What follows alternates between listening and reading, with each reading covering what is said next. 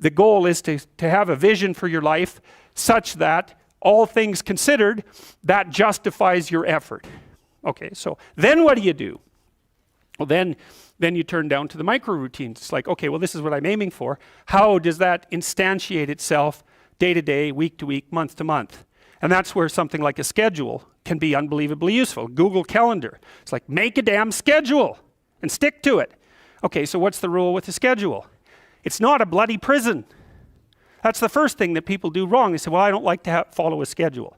Well, it's like, well, what kind of schedule are you setting up? Well, I have to do this, then I have to do this, then I have to do this, and then I just go play video games, because who wants to do all these things that I have to do? It's like, wrong. Set the damn schedule up so that you have the day you want. That's the trick. It's like, okay, I've got tomorrow. If I was going to set it up so it was the best possible day I could have, practically speaking, what would it look like? Well, then you schedule that. And obviously there's a bit of responsibility that's going to go along with that, because if you have any sense, one of the things that you're going to insist upon is that at the end of the day, you're not in worse shape than you were than at the beginning of the day, right? Because that's a stupid day. If you have a bunch of those in a row, you just dig yourself a hole and then you bury yourself in it. It's like, sorry, that's just not a good strategy. It's a bad strategy. So maybe 20% of your day has to be responsibility and obligation, or maybe it's more than that, depending on how far behind you are. But even that, you can ask yourself, okay, well, I've got these responsibilities. I have to schedule the damn things in. What's the right ratio of responsibility to reward?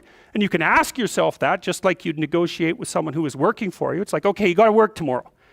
Okay, so I want you to work tomorrow. And you might say, okay, well, what are you going to do for me that makes it likely that I'll work for you?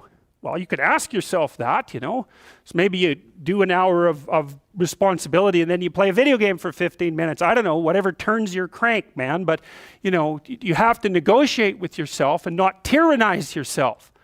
Like you're negotiating with someone that you care for, that you would like to be productive and have a good life. And that's how you make the schedule. It's like, and then you look at the day and you think, well, if I had that day, that'd be good. Great.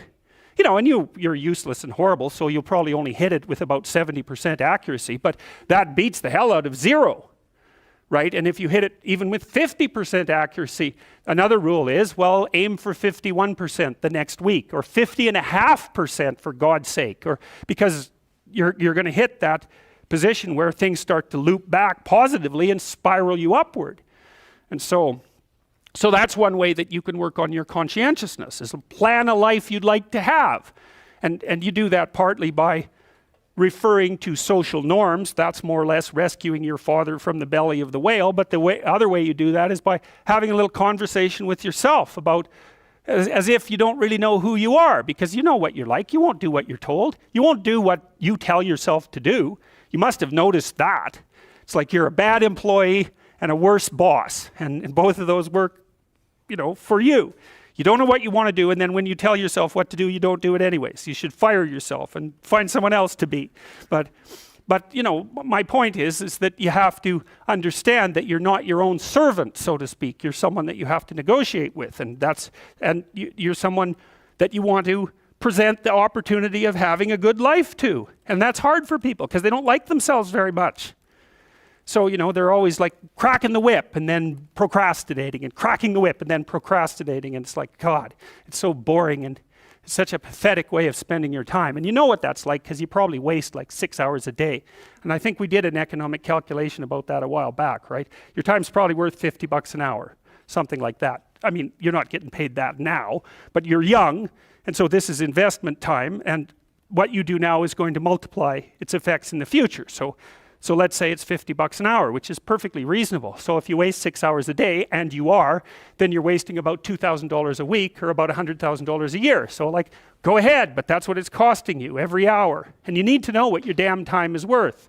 So let's say it's not $50, it's 30, whatever. Maybe it's 100, it's somewhere in that range. One of the things you should be asking yourself is, when you spend an hour, was that, well, would have I paid someone $50 to have had that hour? And if the answer is no, it's like, well, maybe you should do something else with your time. And it depends on whether or not you think that your time's worthwhile.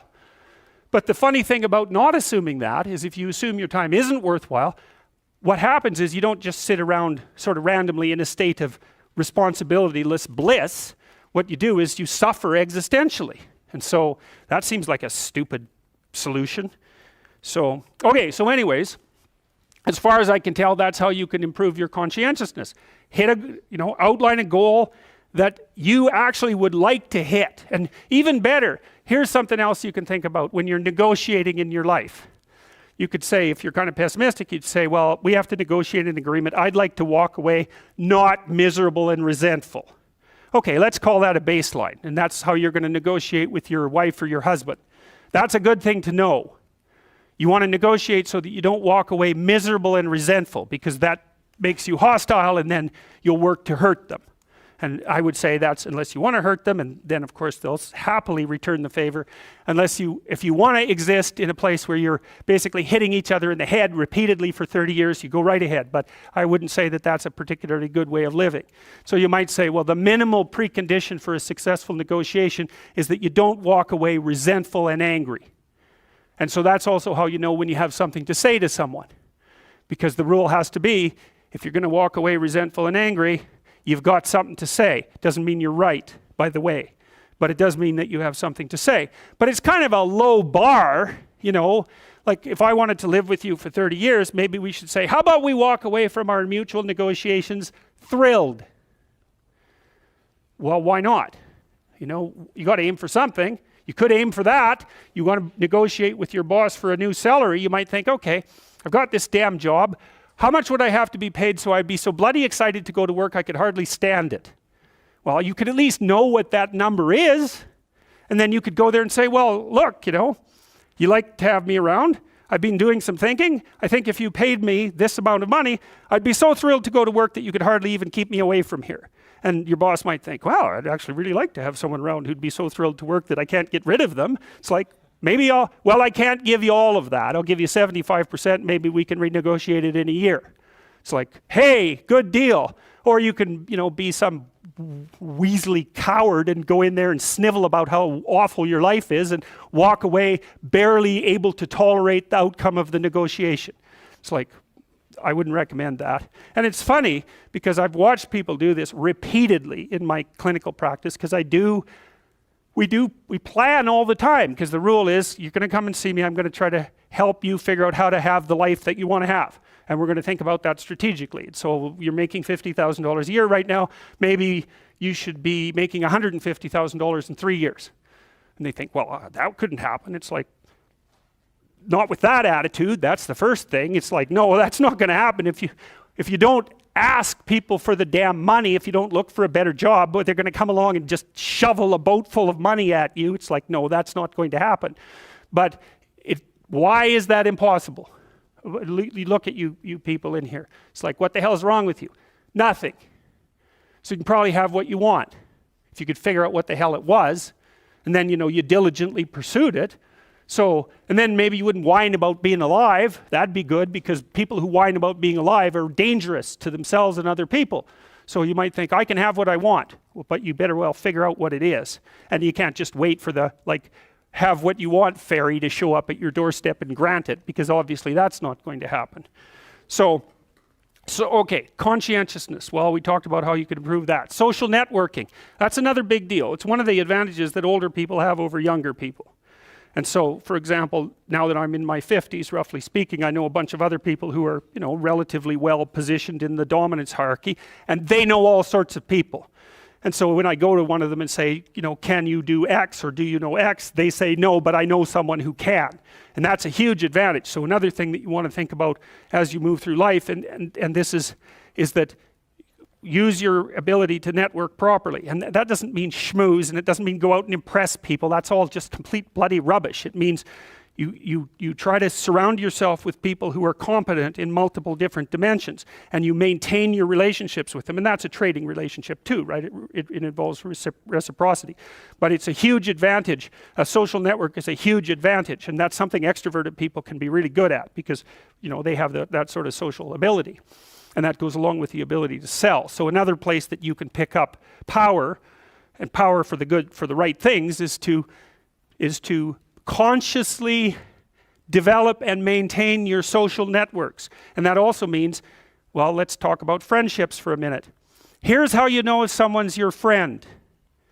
A. You can tell them bad news, and they'll listen. They won't tell you why, you know, you're stupid and why that bad thing happened to you and how something worse happened to them once and, you know, derail the whole conversation. You can actually tell them bad news and they'll listen. So that's a good thing. And then this is a weirder thing. You can tell them good news and they'll help you celebrate. And that's a really good way of deciding who you should have around you, because if you have someone around you, you know, something good happens to you and you're kind of afraid to even admit it because, you know, God, something good happened to you. It's like, you let that be known and it'll certainly be taken away. So, you know, you come out and you sort of tell someone half-heartedly that something good happened to you, and they give you a whack and then talk about, you know, the great thing that happened to them 3 years ago, or worse, the great thing that happened to someone that they knew 3 years ago. You know, it's like, go away from that person. They're not helpful to you.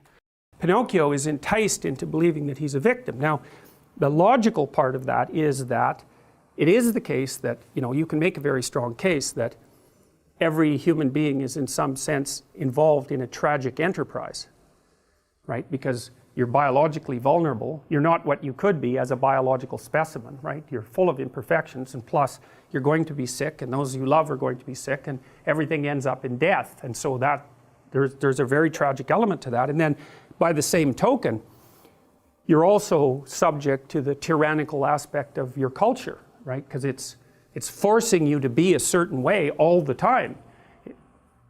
Socialization does that. You're required to modify your own intrinsic nature in order to come into conformity with the broader community. And you can think about that from the Piagetian sense, which is the socialization makes you a more and more sophisticated person.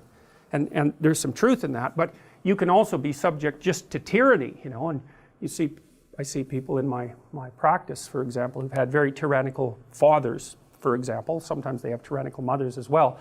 But they're not so much encouraged to integrate properly into the social community as they are harassed and abused and made to feel insufficient and, you know, basically subject to tyranny. And so it's quite, and that's true of everyone to some degree. You know, you come to university and there's a tyrannical aspect to it. Especially in a big institution like this, you're not really marked out as an individual in any sense. You know, you're a number along with 60,000 other people, and you know, there's something cold and impersonal about that, which is well represented in the design of this classroom, say. But by the same token, you know, the university provides you with an identity while you're exploring an intellectual landscape. You know, you have a lot of freedom compared to the vast majority of people. Perhaps you don't have as much freedom as you might if you compared it to some utopian notion of freedom, but in any real world sense, you're unbelievably well protected by the university, partly because it stamps you with the identity student, which is a respectable identity, and so you can go off and educate yourself as much as you can. Well, and everyone in society says that's okay. They carve out a protected space for you. So at the same time as you're being tyrannized by the institution and forced in some ways also to adopt the viewpoints, say, of the professors, depending on the professor, you're also the beneficiary of that, just like you're the beneficiary of this huge industrial infrastructure that underlies everything we do. So anyways, the fact that your life is tragic necessarily and that you are subject to oppression makes the victimization story really easy to swallow. But then there's a dark side of that too.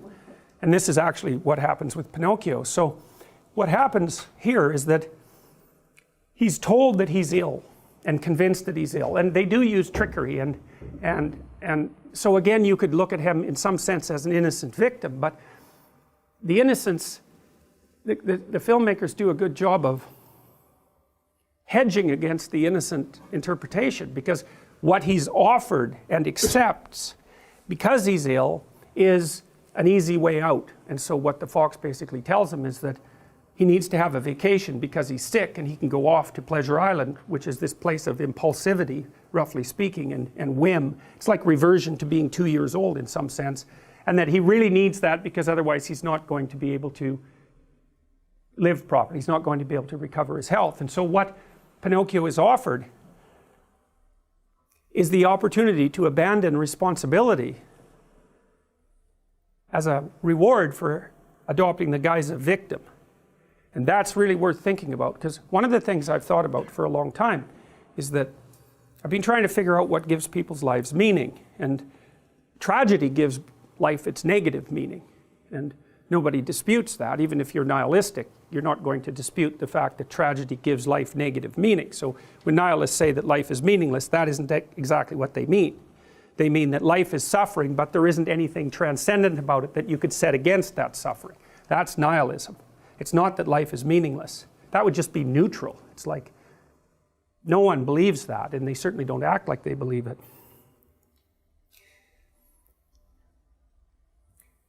If you look at it technically, and we will as we progress through this class, that in order to have any positive meaning in your life, you have to have identified a goal, and you have to be working towards it. And there is a technical reason for that. And the technical reason, as far as I can tell, is that the circuitry that produces the kind of positive emotion that people really like is only activated when you notice that when you're proceeding towards a goal that you value. And so that means that if you don't have a goal that you value, you can't have any positive emotion. So technically that's the incentive reward system, and the underlying circuitry is dopaminergic, and when that circuitry is activated, then it's part of the exploratory circuit. It gives you the sense of being actively engaged in something worthwhile. And that's, you tend to think of positive emotion as something produced by reward, but there's two kinds of positive emotion. One is the reward that's associated with satiation, and that's consumatory reward, and that's the reward you get when you're hungry and you eat. But the thing about eating when you're hungry is that it destroys the framework within which you were operating, right? It's time to eat. Well, you eat, and then that framework's no longer relevant, so the consumatory reward eliminates the value framework, and then you're stuck with, well, what are you going to do next? And so the consumatory reward has with it its own problems, but the incentive reward is constantly what keeps you moving forward. And incentive reward, because it's dopaminergic, also is analgesic, literally analgesic. So if you're in pain, you take opiates, and that will cut the pain, but so will psychomotor stimulants like cocaine or amphetamines.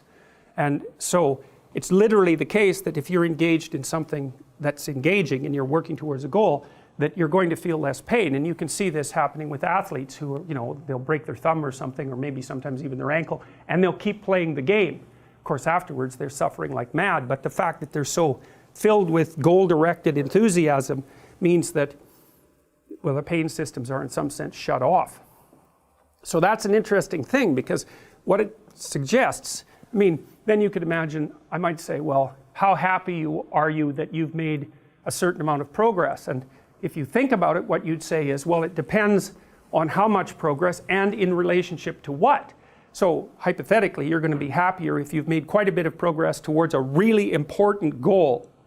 And then you have to think through what it means for a goal to be really important, because that's not obvious. Now, you could say, you're in this class and you're listening to some information, and maybe there's two reasons for that. You might find the information interesting per se, but let's forget about that for a minute.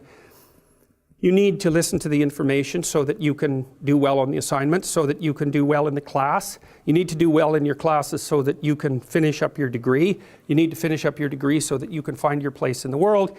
You need to do that so that you're financially stable, and maybe you can start a family and have a life, and that's all part of being a good person, something like that.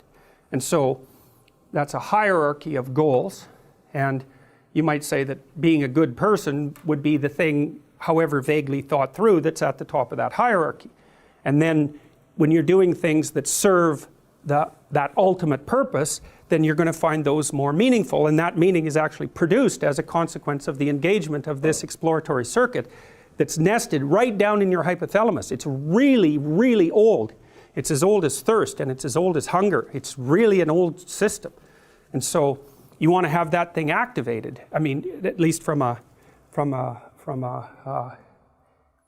well, it isn't only from a hedonic point of view. It isn't a matter of being happy. It's the wrong way of thinking about it. It's much more complicated than that. Yes? I was just about to ask, bring up the hedonic element. Yeah. Because I'm just trying to understand this, I guess, not relationship, but the differentiation between hedonism and satiation. And you, going back to when you mentioned that it's not that life is meaningless. Yeah. But hedonism isn't exactly like it's not satiation, because at that point people are just doing what they're doing for the sake of doing.